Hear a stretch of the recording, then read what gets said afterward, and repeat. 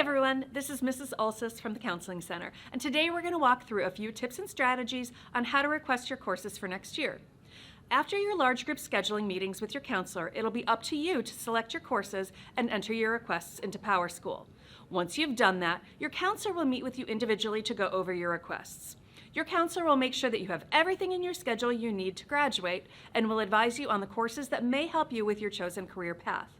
So let's take a look at what you can do to work on this process. First, review your transcripts to see what requirements you have already met.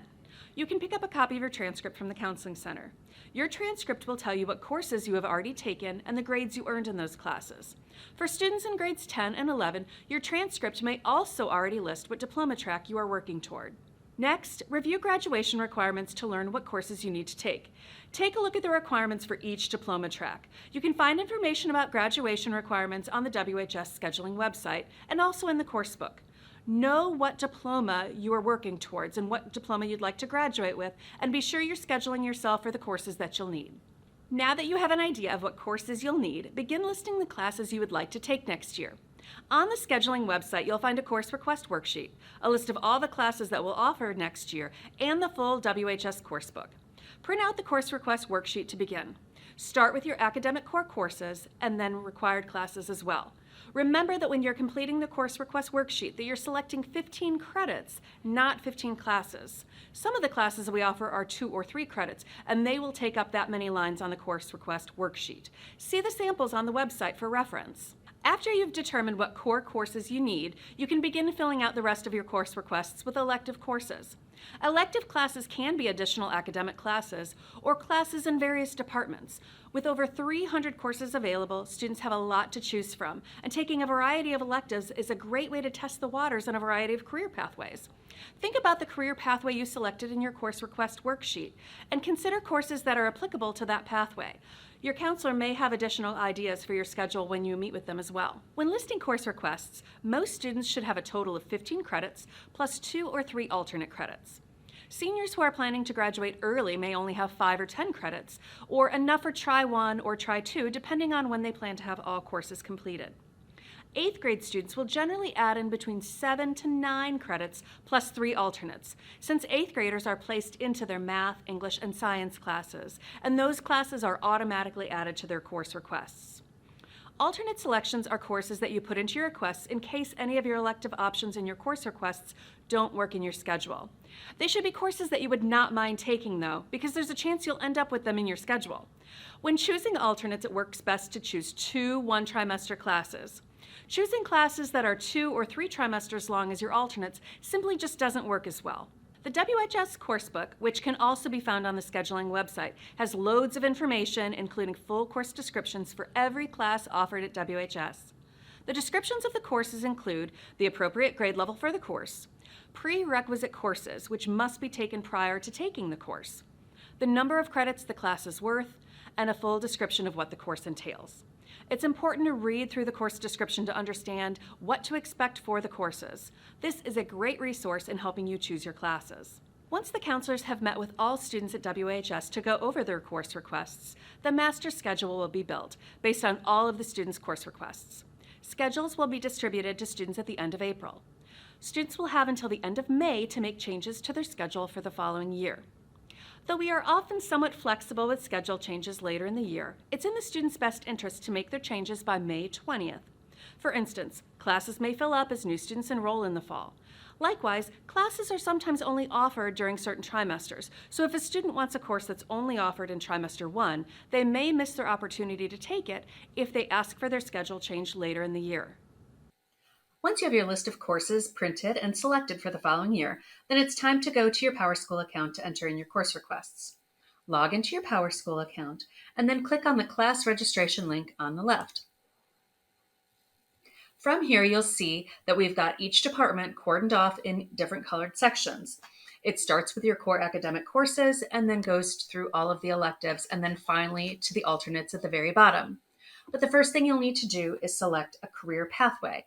So to enter in anything here in the Power Scheduler, click on the pencil button and then select something. So for this, I'm selecting health sciences. Your career pathway is just so you can talk to your counselor about things that you're interested in. It is not going to lock you into anything. It is just a starting point for conversations. Then you're going to start selecting all of your courses. Now, you can do one of two things. You can sort by course name, or you can sort by course number. I think it's easiest sometimes to sort by course number because it pairs courses into the Power Scheduler together. For instance, English 11.1 and 11.2 are right next to each other. Whereas if you sort by course name, sometimes those two classes that go together are not next to each other. But every student can do it however they wish. When you are in the Power Scheduler, also be sure to read through the prerequisite notes.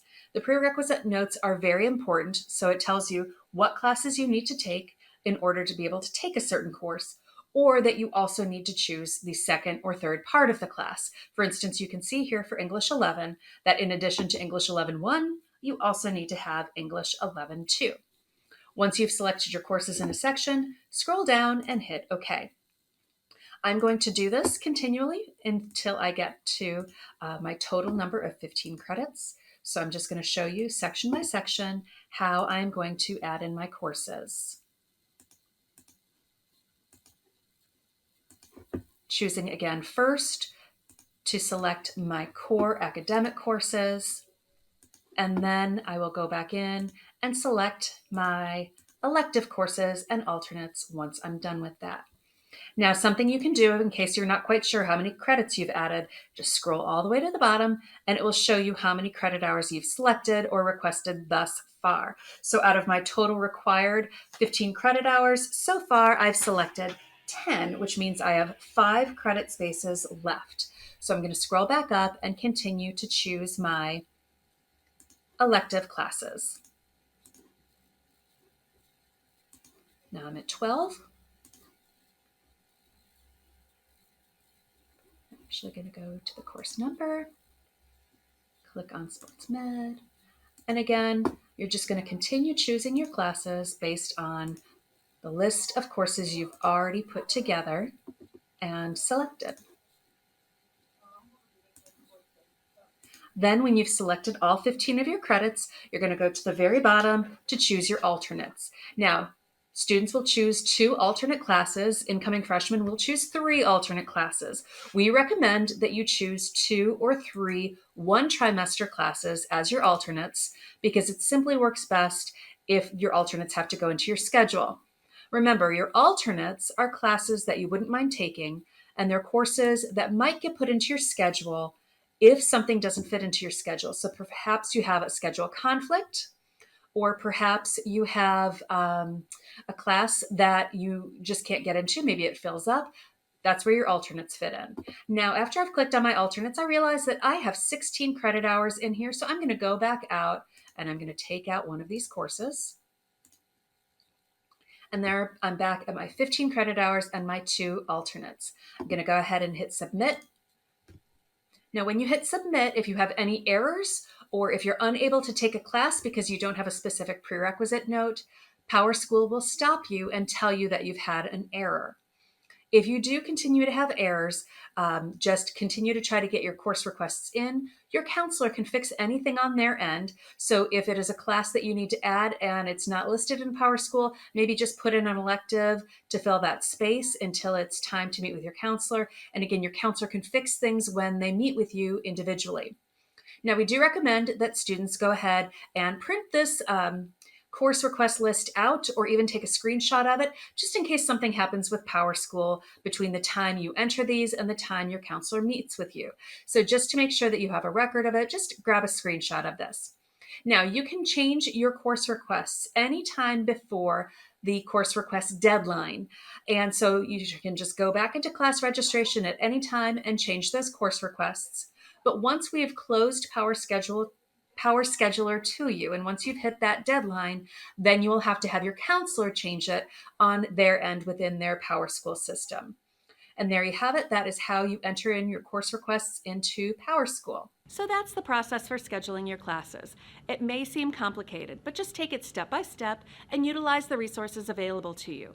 Remember, your counselor is here to help you. Anything you're unsure about or anything that needs to be adjusted can be taken care of during your individual scheduling meeting.